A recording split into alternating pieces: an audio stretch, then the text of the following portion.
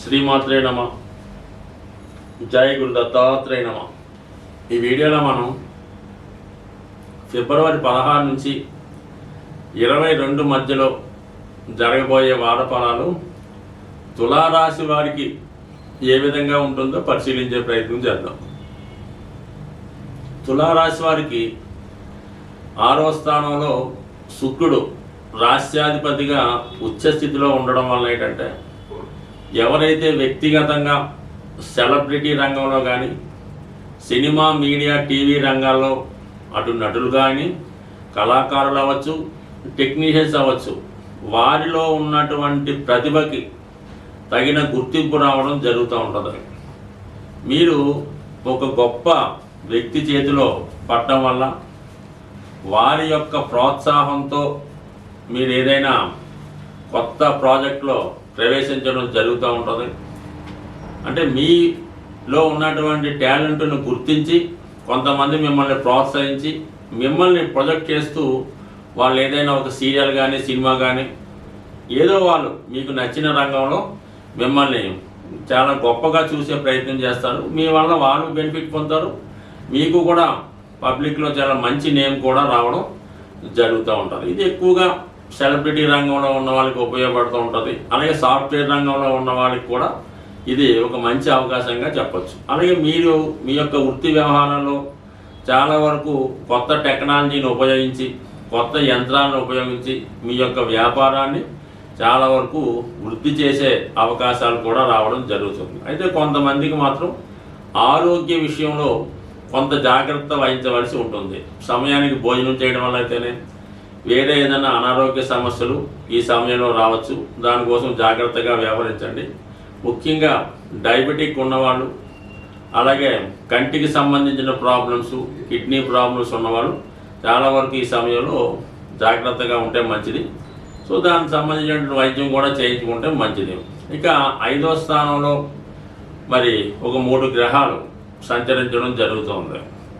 ఇక్కడ ఏమైందంటే, మీకు రవి బుధుడు కలిసి 5వ స్థానంలో ఉండడం ఒక విధమైనటువంటి నిపుణ యోగం, బుధాదిత్య యోగం, ఒక రాజయోగం లాంటిది ఏర్పడటం వల్ల చాలా వరకు మీకు నేమ్ అండ్ ఫేమ్కి ఎక్కువగా ఈ గ్రహస్థితి చెప్తూ ఉందన్నమాట. అంటే కోణాల్లో ఉన్నటువంటి గ్రహాలు ఏం చేస్తాయంటే మిమ్మల్ని చాలా పైకి తీసుకెళ్లే ప్రయత్నం చేస్తూ ఉంటాయి. మంచి గుర్తింపు రావడం జరుగుతూ ఉంటుంది. అంటే ఫైనాన్షియల్గా మాత్రం అవి పెద్దగా సపోర్ట్ ఇవ్వవు. కానీ విద్యార్థులకి ఏంటంటే అనూహ్యంగా వారు మంచి విద్యలో మంచి ప్రగతి సాధించడం, ఏదైనా స్కాలర్షిప్ లాంటిది రావడం, కోరుకున్న విద్యా సంస్థలో ప్రవేశానికి చేసే ప్రయత్నాలు ఫలించడం జరుగుతూ ఉంటుంది. అంటే ఫర్ ది సేమ్ టైం శని భగవానుడు కూడా అక్కడ ఉండడం వల్ల, అంటే బుధుడు విద్యకి కారణం అవుతుంటాడు, శని భగవానుడు ఏంటంటే బద్ధకానికి కారణం అవుతుంటాడు, మరిచిపోవడానికి కారణం అవుతుంటాడు, పోస్ట్ పోన్ మెంటాలిటీకి కారణం అవుతుంటాడు.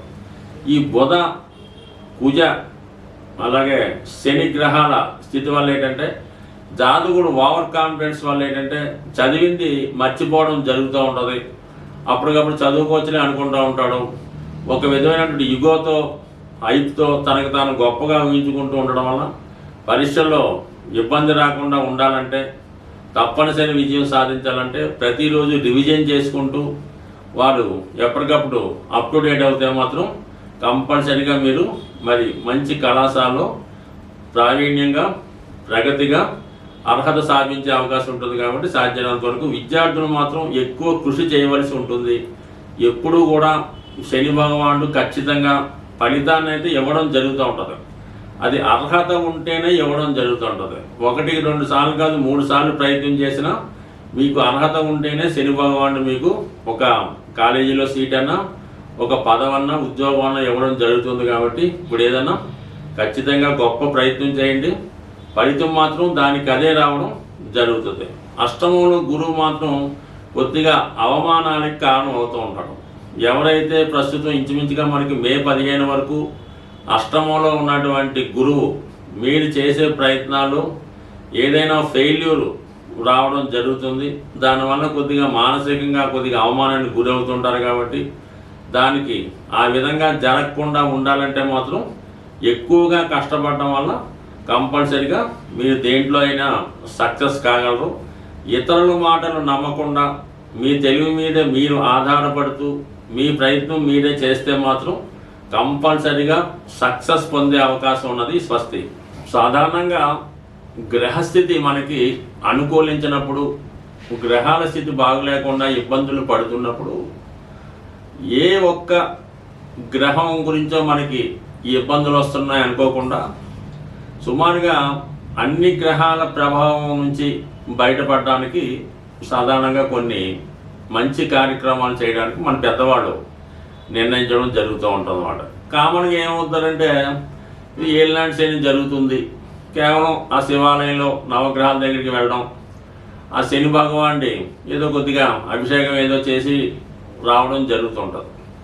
ఎప్పుడన్నా సరే మీరు 9 గ్రహాలని సమానంగా పూజించి పర్టికులర్గా ఒక గ్రహం ఇబ్బంది అంటే పెళ్ళి అవ్వడం లేదు పూజ భగవానుడు, ఉద్యోగం రావట్లేదు శని భగవానుడు, ఆరోగ్యం సరిగ్గా లేదు సూర్య భగవానుడు, ఈ విధంగా గ్రహాలకి మీరు విధి విధానంగా పూజ చేస్తూ మిగతా 9 గ్రహాలకు కూడా తగు విధంగా ఉపచారాలు చేసినప్పుడు మాత్రమే ఆ గ్రహ ఫలితం రావడం జరుగుతుంది.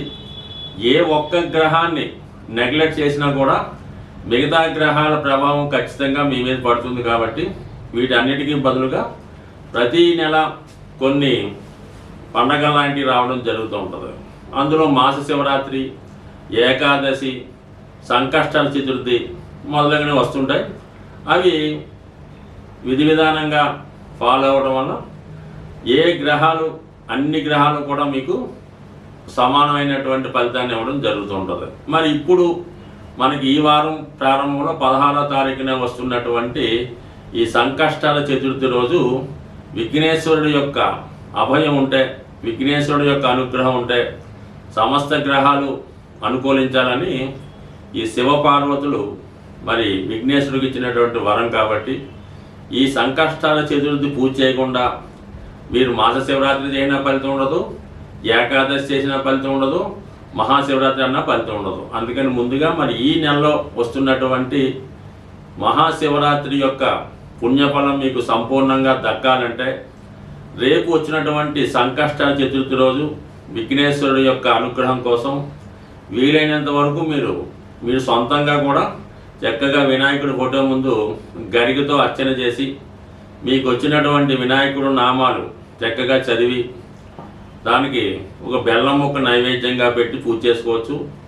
అవకాశం ఉన్నవాళ్ళు మరి ఆలయంలో మరి ప్రదోష వేళ విఘ్నేశ్వరుడికి చేస్తున్నటువంటి అభిషేకంలో పాల్గొనడం జరుగుతూ ఉంటుంది.